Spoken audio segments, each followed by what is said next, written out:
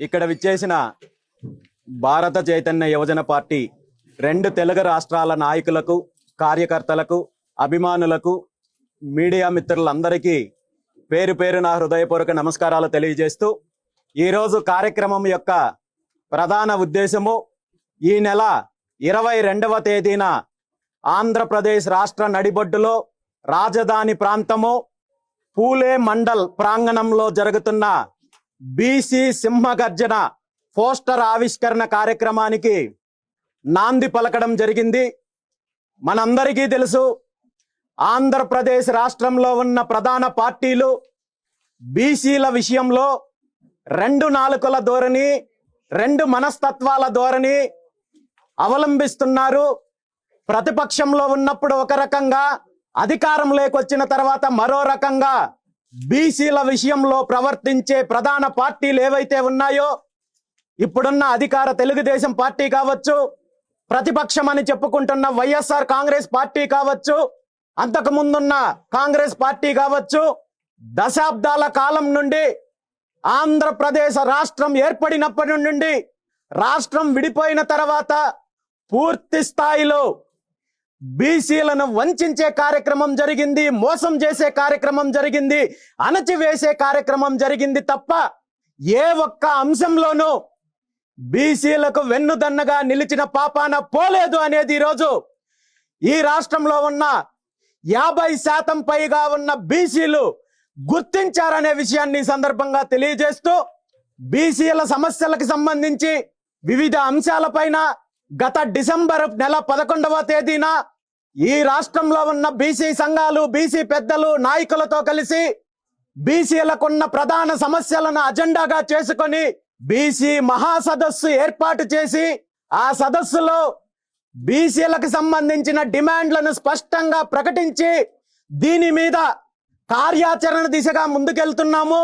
ఫిబ్రవరి 22వ తేదీన బీసీ సింహగర్జన పేరుతో ఈ రాష్ట్రంలో ఉన్న కోట్లాది మంది బీసీలలో చైతన్యం తీసుకురావడంతో పాటు ఐక్యత కోసము, ఆత్మగౌరవం కోసము, అధికారం కోసము భారీ బహిరంగ సభ ఏర్పాటు చేస్తామని ప్రకటించిన తర్వాత బీసీల యొక్క న్యాయమైన సమస్యలపైన దృష్టి పెట్టడము, న్యాయమైన డిమాండ్లు తీర్చడమో కాకుండా ప్రభుత్వము బీసీలను తప్పుదారి పట్టించే కార్యక్రమం చేయడము, తనకు అనుకూల మీడియా ద్వారా తప్పుడు ప్రచారం చేయడము, బీసీ ఉద్యమాన్ని నీరు కార్చే ప్రయత్నం చేస్తున్నారు తప్ప బీసీలకు మంచి చేయాలి, బీసీలకు ఇచ్చిన హామీలు నెరవేర్చాలని ఏ ఒక్కరోజు ఆలోచించిన పాపాను పోలేదు ఈ రోజు వరకు. బీసీ సింహగర్జన కార్యక్రమాన్ని ప్రకటించిన తర్వాత ఏదో ఒక రకంగా బీసీలలో చీలిక తీసుకురావాలి, బీసీలలో వస్తున్న చైతన్యాన్ని ఏదో ఒక రకంగా తప్పుదారి పట్టించాలి అనే ఆలోచనతో అనేక రకాలుగా తన అనుకూల మీడియా ద్వారా తప్పుడు ప్రకటనలు, తప్పుడు కథనాలు ఇచ్చే కార్యక్రమం చేసినప్పటికీ కూడా రాష్ట్రంలో ఉన్న బీసీ వర్గాలు ఏ ఒక్కరూ ఇలాంటి తప్పుడు ప్రకటనలు, కథనాలు, కుట్రలకు బలయ్యే పరిస్థితి లేదు అనే విషయాన్ని ఈ సందర్భంగా తెలియజేస్తూ, ఈ నెల 22వ తేదీన బీసీల యొక్క ప్రధాన 5 సమస్యలకు సంబంధించిన ఎజెండాతో ఈ రాష్ట్రంలో అన్ని వర్గాలను ఏకం చేసి బీసీలందరిలో ఐక్యత తీసుకొని వచ్చి లక్షలాది మందితో భారీ బహిరంగ సభ ఏర్పాటు చేయడానికి బీసీవై పార్టీ నిర్ణయం తీసుకుందనే విషయాన్ని ఈ సందర్భంగా తెలియజేస్తూ,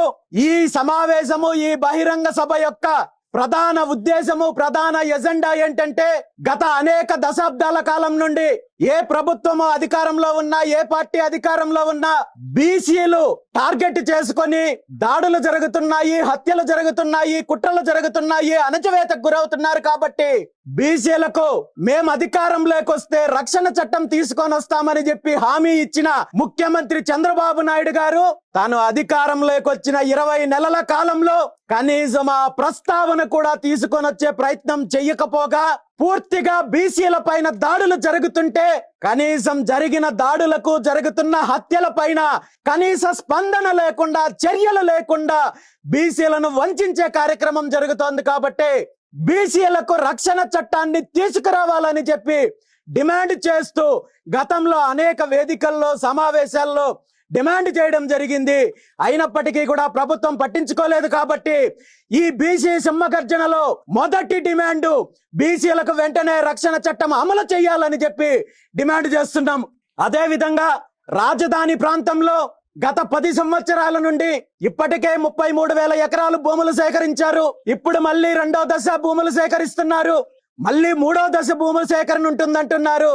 అంటే 70,000 ఎకరాలకు పైగా రాజధాని పేరు చెప్పి, నిర్మాణం పేరు చెప్పి భూసేకరణ కార్యక్రమం చేపట్టి ఇలా సేకరించిన భూమిని ముఖ్యమంత్రి చంద్రబాబు నాయుడు గారు తన కుటుంబ సభ్యులకు, తన బినామీ కంపెనీలకు, తన అవినీతి కంపెనీలకు, ఎవరైతే తన కోటరీలో ఉన్న వాళ్ళకి అప్పనంగా కట్టబెట్టే ప్రయత్నం జరుగుతోంది. కాబట్టి ఈ రాజధాని ప్రాంతంలో, ఈ రాష్ట్రంలో 50% పైగా ఉన్న బీసీల యొక్క వాటా ఏంటి అని ప్రశ్నించడానికి ప్రధాన ఎజెండాగా రాజధాని ప్రాంతంలో కనీసము 1000 ఎకరాలు బీసీల కోసం కేటాయించి ప్రతి కులానికి సంబంధించిన భవనాలు నిర్మించడంతో పాటు రాబోయే రోజుల్లో భవిష్యత్తు తరాలకు అభివృద్ధి పరంగా కావచ్చు, బీసీ పెట్టుబడిదారులకు కావచ్చు, బీసీ పారిశ్రామికవేత్తలకు కావచ్చు, భూములు కేటాయించే డిమాండ్ని ఈరోజు ముందుకు తీసుకొస్తున్నాము. మీ సొంత కంపెనీలకు, బినామీ కంపెనీలకు, మీ సన్నిహిత కంపెనీలకు ఏ కండిషన్లతో అయితే భూములు కేటాయిస్తున్నారో, ఏ ధరకైతే భూములు కేటాయిస్తున్నారో ఆ ధర చెల్లించడానికి బీసీవై పార్టీ సిద్ధంగా ఉందని చెప్పి మరొక్కసారి తెలియజేస్తూ ఈరోజు ఖచ్చితంగా గతంలో హైదరాబాద్లో బీసీలకు జరిగిన అన్యాయము అమరావతిలో జరగకుండా చూసుకోవాల్సిన బాధ్యత ప్రతి బీసీకి ఉంది. కాబట్టి ఆ దిశగా చైతన్యం తీసుకొచ్చే దిశగా ఈ బహిరంగ సభలో ఆ డిమాండ్ ని ముందుకు తీసుకొస్తున్నాము. దాంతో పాటు గత అనేక సంవత్సరాల నుండి పెండింగ్ లో ఉన్న సమగ్ర కులగణన చేపట్టి ఈ రాష్ట్రంలో రాష్ట్ర ప్రభుత్వ ఆధ్వర్యంలో సమగ్ర కులగణన చేపట్టి గత 1984 నుండి బీసీలకు విద్యా, ఉద్యోగ, స్థానిక సంస్థల్లో రిజర్వేషన్లు పెంచుతామని చెప్పి తప్పుడు హామీలు ఇచ్చి అధికారంలోకి వచ్చిన తర్వాత కనీసము ఆ దిశగా ఆలోచన చేయని ప్రభుత్వాలకు, పార్టీలకు ఈరోజు బీసీవై పార్టీ తరపున అల్టిమేటం జారీ చేస్తున్నాము. ఖచ్చితంగా వెంటనే సమగ్ర కులగణన చేపట్టి బీసీలకు విద్యా, ఉద్యోగ, స్థానిక సంస్థల్లో 44% రిజర్వేషన్లు అమలు చేసి తీరాల్సిందే అని చెప్పి ఈ సందర్భంగా డిమాండ్ చేస్తూ ఈ సమగ్ర కులగణన చేపట్టి అదే విధంగా రిజర్వేషన్ల ప్రక్రియ పూర్తయిన తర్వాతే స్థానిక సంస్థల ఎన్నికలకు వెళ్ళాలని చెప్పి డిమాండ్ చేస్తున్నాము. దాంతో పాటు బీసీలకు సంబంధించి, అభివృద్ధికి సంబంధించి బీసీల యొక్క కార్పొరేషన్లకు వెంటనే నిధులు విడుదల చేయాలి. ఆ నిధుల ద్వారా బీసీలకు విద్యలో కావచ్చు, ఉద్యోగాల్లో కావచ్చు, ఆర్థికంగా కావచ్చు, సామాజికంగా కావచ్చు, అన్ని అంశాల్లో బీసీలకు వెన్నుదన్నుగా ఉండాల్సిన బాధ్యత ప్రభుత్వానికి ఉందనే విషయాన్ని ఈ సందర్భంగా తెలియజేస్తూ ఈ ప్రధానంగా 5 డిమాండ్లతో ఈ భారీ బహిరంగ సభ ఏర్పాటు చేస్తున్నాము. ఈ బహిరంగ సభ విజయవాడ, గుంటూరు మార్గ మధ్యలో నాగార్జున యూనివర్సిటీ ఎదురుగా ఉన్న ప్రాంగణం ఏదైతే ఉందో ఆ ప్రాంగణానికి పూలే మండల్ ప్రాంగణంగా నామకరణం చేసి అదే ప్రాంగణంలో లక్షలాది మంది బీసీలతో ఈ బహిరంగ సభ ఏర్పాటు చేస్తున్నాము. 22 ఫిబ్రవరి తేదీన మధ్యాహ్నం 2 గంటల నుండి సాయంత్రం 7 గంటల వరకు ఈ కార్యక్రమం జరుగుతుంది. ఈ కార్యక్రమంలో మొదటిసారిగా బీసీలకు సంబంధించిన సమస్యల పైన సాంస్కృతిక కార్యక్రమాలతో పాటు బీసీ కులాలకు సంబంధించిన దేవతలు ఎవరైతే ఉన్నారో, కులదేవతలు ఎవరైతే ఉన్నారో వాళ్ళందరికీ కూడా పూజ, ఆరాధన కార్యక్రమం నిర్వహించే కార్యక్రమం కూడా ఉంటుంది. ఎందుకంటే ప్రతి కులానికి ఆయా కులదేవతలు ఉంటారనే విషయం మనందరికీ తెలుసు. కులదేవతలను పూజించినప్పుడే ఆ కులానికి రక్షణ ఉంటుంది, ఆ కులం అభివృద్ధి చెందుతుంది అనేది మన పెద్దల నమ్మకము, అదే వాస్తవం కూడా. కాబట్టే ప్రతి కులానికి సంబంధించిన కులదేవతలకు సంబంధించిన పూజా కార్యక్రమము ఆ రోజు ఉంటుంది. అందులో ప్రధానంగా తీసుకుంటే రేణుకా ఎల్లమ్మ కావచ్చు, పోతులూరి వీరబ్రహ్మేంద్ర స్వామి, కాటమరాజు, వాల్మీకి మహర్షి, భగీరథ మహర్షి, జాషువా ఋషి, భావన ఋషి, ధన్వంతరి, గాడ్గే బాగా, పోచమ్మ, వీరభద్ర స్వామి, శాలివాహన చక్రవర్తి, అదేవిధంగా కారవేలుడు, అదేవిధంగా దేవల మహర్షి, నాగార్జునాచార్యులు, కనకదాసు, విశ్వకర్మ, కౌండర్య మహర్షి, త్యాగరాజు లాంటి మహనీయులు, ఇలాంటి కులదేవతలందరికీ కూడా పూజా కార్యక్రమం ఉంటుంది. దాంతో పాటు ఎవరైతే బీసీ మహనీయులు ఉన్నారో, సామాజికవేత్తలు ఉన్నారో, పొట్టి శ్రీరాములు, శ్రీకృష్ణదేవరాయలు, ఛత్రపతి శివాజీ, మాడపాటి హనుమంతరావు గారు, వడ్డే ఓబన్న, బాబు జగజ్జీవరాయ్, దొమ్మేటి వెంకటరెడ్డి గారు, భగత్ సింగ్ గారు, సుభాష్ చంద్రబోస్, అంబేద్కర్, అల్లూరి సీతారామరాజు, పూలే దంపతులు, దామోదరన సంజీవయ్య, సర్దార్ సర్వాయి పాపన్న గౌడు, చాకలి ఐలమ్మ, ప్రగడ కోటయ్య, మల్లాడి సత్యలింగ నాయకర్, గౌతు లచ్చన్న, తాండ్ర పాపారాయుడు లాంటి మహనీయులందరికీ కూడా నివాళులు అర్పించడంతో పాటు ప్రధానంగా 22వ తేదీ కార్యక్రమానికి ముందు ఒక చారిత్రాత్మకమైన కార్యక్రమాన్ని అంగరంగ వైభవంగా చరిత్రలో ఎప్పుడూ లేని విధంగా ఏర్పాటు చేస్తున్నాము. ఆ కార్యక్రమం ఏంటంటే శ్రీకృష్ణ జాంబవతుల వివాహ మహోత్సవ కార్యక్రమము.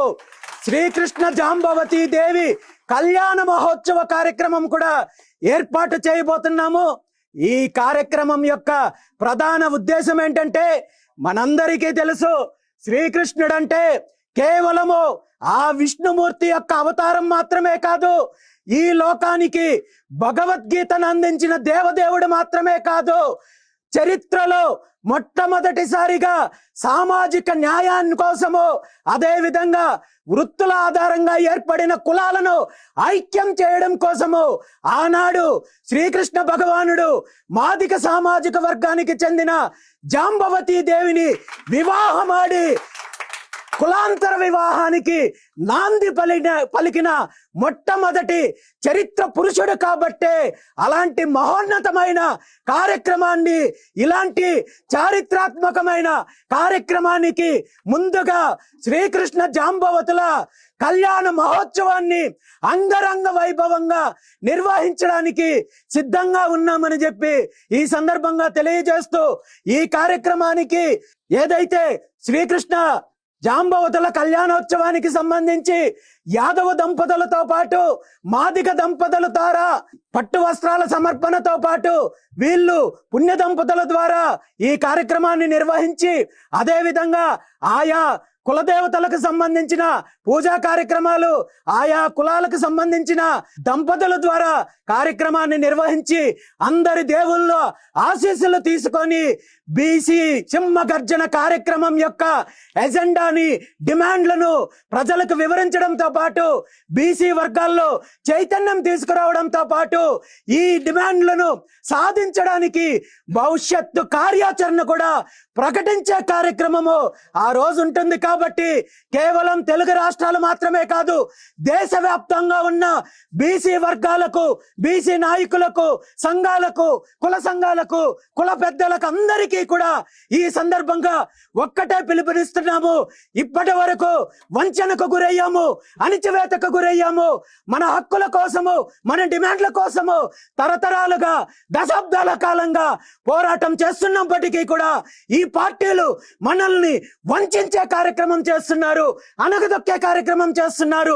మనలో ఉన్న ఐకమత్యాన్ని విడగొట్టి మనల్ని బలహీనపరిచే కార్యక్రమం చేస్తున్నారు. కాబట్టి బీసీల యొక్క ఉద్యమము మరో రూపంలో మరో అడుగు ముందుకు వేసి ఇది ఉద్యమం దిశగా నాంది పలకడానికి ఈ కార్యక్రమాన్ని ప్రతి ఒక్కరూ కూడా బాధ్యతగా తీసుకొని ప్రతి ఒక్కరూ హాజరయ్యి భవిష్యత్తు తరాలకు ఒక సరికొత్త చరిత్ర విప్లవాన్ని సృష్టించే విధంగా ఈ రాష్ట్రంలో ఉన్న బీసీలందరినీ ఏకం చేసి ఐక్యత కోసము, అధికారం కోసము, ఆత్మ గౌరవం కోసము మనందరం కూడా కలిసి నడవాల్సిన బాధ్యత, ఆ చారిత్రాత్మకమైన అవసరం ఇప్పుడు వచ్చిందని చెప్పి తెలియజేస్తూ 79 సంవత్సరాల స్వతంత్ర భారతదేశ చరిత్రలో ఎవరికైనా స్వతంత్రం వచ్చిందేమో కానీ ఈ దేశంలో ఉన్న బీసీలకు రాజకీయంగా కానీ, ఆర్థికంగా కానీ, సామాజికంగా కానీ స్వతంత్రం రాలేదు.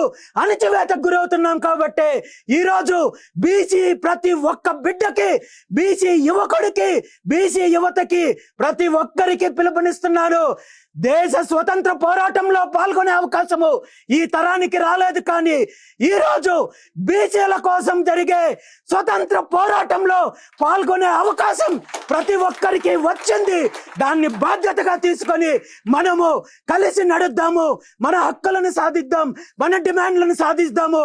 బీసీల యొక్క శకానికి నాంది పలికే మహోన్నతమైన కార్యక్రమానికి ప్రతి ఒక్కరూ సహకరించారని చెప్పి ఈ సందర్భంగా కోరుకుంటూ ఈ రోజు ఈ పోస్టర్ ఆవిష్కరణ కార్యక్రమానికి విచ్చేసిన ప్రతి ఒక్కరికి కూడా ధన్యవాదాలు తెలియజేస్తూ సెలవు తీసుకుంటున్నాను.